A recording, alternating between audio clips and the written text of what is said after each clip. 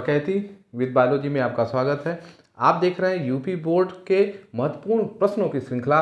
Chapter 6 है वंशागत का आणविक आधार। इसमें हम आप बहुत इंपॉर्टेंट टॉपिक देखेंगे कि डीएनए का निर्माण कैसे होता है और डीएनए का जो द्विकुंडलित मॉडल होता है वो क्या होता है। उससे संबंधित जो यूपी बोर्ड में क्वेश्चन पूछे गए हैं उसको हम देखते हैं।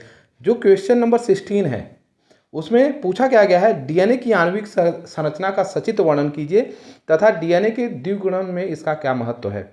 फिर अगला क्वेश्चन या अथवा में डीएनए के किन्हीं दो न्यूक्लियोटाइड का चित्र बनाइए। फिर डीएनए तथा आरएनए के पॉलीन्यूक्लियोटाइड श्रृंखला का रासायनिक संरचना को संक्षेप में बताइए। वाटसन और क्रिक का जो द्विकुंडलित मॉडल है उसको दीजिए। तो ये सारे इंपॉर्टेंट क्वेश्चन आते हैं यूपी बोर्ड में लगातार, जो 5 नंबर से संबंधित होते हैं। तो समय न जाया करते हैं और शुरू करते हैं आज की क्लास।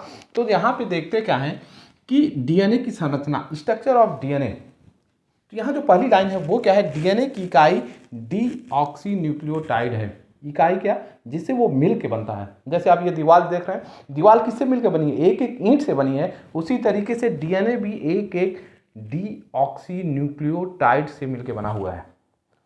अब ये डीऑक्सीन्यूक्लियोटाइड जो होते हैं वो किन से मिलके बनते हैं, तो इसको समझते हैं। डीऑक्सीन्यूक्लियोटाइड 3 चीज़ों से मिलकर बनता है। डीऑक्सीराइबोस शर्करा, दूसरा नाइट्रोजनी क्षार, तीसरा फॉस्फेट ग्रुप। ये 3 चीज़ें मिलके एक डीऑक्सीन्यूक्लियोटाइड का निर्माण करते हैं।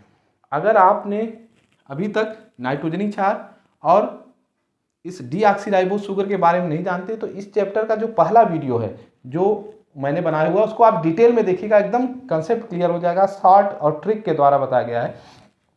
तो डीऑक्सीराइबोस क्या होता है, राइबोस माने जो शुगर का नाम है उसका राइबोस है। यह एक पेंटोस शुगर होती है। क्यों? क्योंकि यह 5 कार्बन वाली होती है। तो आप समझ में आ गया कि जो डीऑक्सीराइबोन्यूक्लियोटाइड 3 चीज से मिलकर बनता है। डीऑक्सीराइबोस शर्करा, देन नाइट्रोजनी क्षार और फॉस्फेट ग्रुप। अब ये कहानी शुरू होती है, कैसे मिलते हैं, अब यही महत्वपूर्ण है। ये समझ में आ गया तो आपको पूरा डीएनए समझ में आ जाएगा। ये है क्या, राइबोस शुगर यानी डीऑक्सीराइबोस शुगर। ये 5 कार्बन, एक कार्बन 2 3 4 5, ये 5 कार्बन हो गए। ये मान लेते हैं कि एक आदमी है, स्मार्ट सा बंदा है। तो ये क्या है, इसकी शादी होती है किससे, नाइट्रोजनी क्षार से। इसकी पहली शादी होती है नाइट्रोजनी क्षार से। नाइट्रोजनी क्षार 4 प्रकार से होते हैं, एडेनिन, ग्वानिन, साइटोसिन, थायमिन। अब इन चारों से शादी नहीं होगी, यह किसी एक न्यूक्लियोटाइड से जुड़ेगा। कोई एक न्यूक्लियोटाइड इस पहले कार्बन पे जाके जुड़ेगा, जिससे शादी होता है। तो दुल्हा और दुल्हन की गांठें बांधी जाती हैं। तो उसी तरीके से इस नाइट्रोजनी क्षार और इस पहले कार्बन के बीच गांठ बनती है। और गांठ कैसे बनती है, ये पहले कार्बन पे एडेनिन आ गया और एडेनिन पहले कार्बन पे जुड़ गया और उस गांठ का नाम क्या है, ग्लाइकोसिडिक बंध। ग्लाइकोसिडिक बंध से इन दोनों की शादी हो गई। अब इनका नाम बदल गया, अब शुगर ये नहीं रहा, अब इसका नाम हो गया डीऑक्सीन्यूक्लियोसाइड। ध्यान से समझिएगा, ये साइड हो गया। पूछा जाता है कि न्यूक्लियोटाइड और साइड में अंतर क्या है।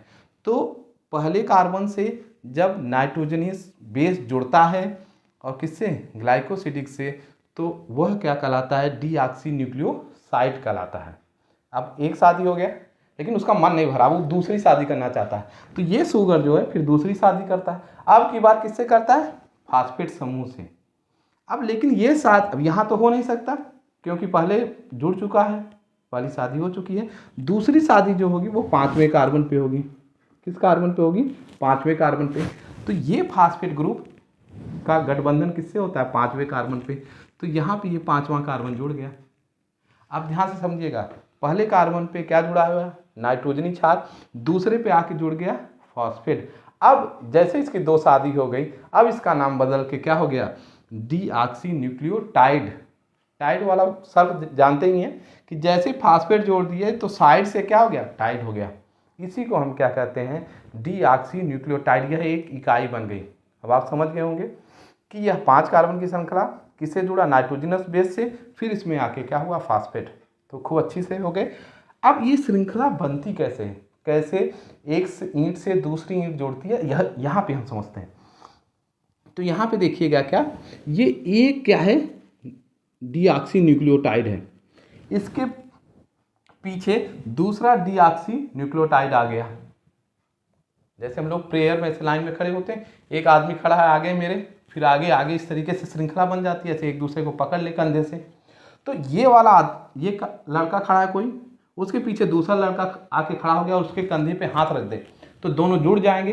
तो उसी तरीके से ये न्यूक्लियोटाइड जब इसके पास आता है तो इसका जो 5वां कार्बन होता है, ध्यान से समझिएगा, इसका 5वां कार्बन इसके तीसरे कार्बन से जुड़ जाता है, किसके द्वारा?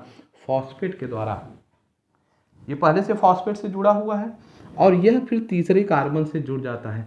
अब इसको हम बोलते हैं फास्फोडाइएस्टर बॉन्ड। ध्यान से समझिएगा, इसको अब कहते हैं फास्फोडाइएस्टर बॉन्ड। और यहाँ पे 2 न्यूक्लियोटाइड जुड़े हुए हैं, इसीलिए इसका नाम क्या हो गया? डाई मीन्स 2 और न्यूक्लियोटाइड। तो ये हो गया डाई न्यूक्लियोटाइड की संरचना। आप ऐसे बना देंगे, प्रश्न में पूछा जाएगा। अब आपके मन में सवाल आ रहा होगा कि सर एक जोड़ कैसे रहे हैं, कैसे न्यूक्लियोटाइड जोड़ते हैं? तो ध्यान से समझिएगा कि हमेशा न्यूक्लियोटाइड की दिशा क्या होगी। अगर आपको न याद हो रहा तो ये गिनती याद कर लीजिएगा, 53 याद कर लीजिए, बस आपका डीएनए का श्रृंखला तैयार हो जाएगी। हमेशा जो डीएनए की श्रृंखला होती है वो 5 से 3 डैश की तरफ होती है, यानी 5 से लेके हम 3 की तरफ जाएंगे। 5 मतलब 5वां कार्बन, 3 मतलब तीसरा कार्बन। तो ये 5वां कार्बन हो गया और यहाँ क्या है? तीसरा कार्बन। इसकी दिशा कैसे है? इस तरीके से। अब जो तीसरा वाला आएगा इसके पीछे जुड़ जाएगा, चौथा वाला इससे। आप चित्र में देख रहे होंगे कि इस तरीके से एक सिंगल लंबी श्रृंखला जुड़ जाती है। अब इसी तरीके से एक श्रृंखला बन गई, फिर डीएनए की 2 श्रृंखला होती है। आप ये सीढ़ी का चित्र देख रहे हैं, जैसे सीढ़ी ऐसे पावे होते हैं, बीच में जुड़े होते हैं। तो एक श्रृंखला जुड़ गई, फिर दूसरी श्रृंखला उसके विपरीत जुड़ती है, उल्टा जुड़ती है। अब जैसे उल्टा जुड़ती है तो जो एडेनिन होता है वो थायमिन से जुड़ जाता है और ग्वानिन किससे जुड़ जाता है? साइटोसिन से। और किससे जुड़ता है? हाइड्रोजन बंध से। अब याद कैसे होगा कि थायमिन एडेनिन से कैसे जुड़ता है? तो हम लोग बोलते रहते हैं टाटा टाटा। तो टाटा मीन्स थायमिन और एडेनिन, और हाइड्रोजन बॉन्ड कितने हैं यहाँ पे? 2 हाइड्रोजन बॉन्ड। और ये क्या है? यूट्यूब में जो ब्लॉग बनाते हैं बोलते रहते हैं कमॉन गाइस। तो सी क्या है? साइटोसिन। और जी क्या है? ग्वानिन। सी और जी कैसे जुड़ते हैं? 3 हाइड्रोजन बंध। यहाँ पे कितने हैं?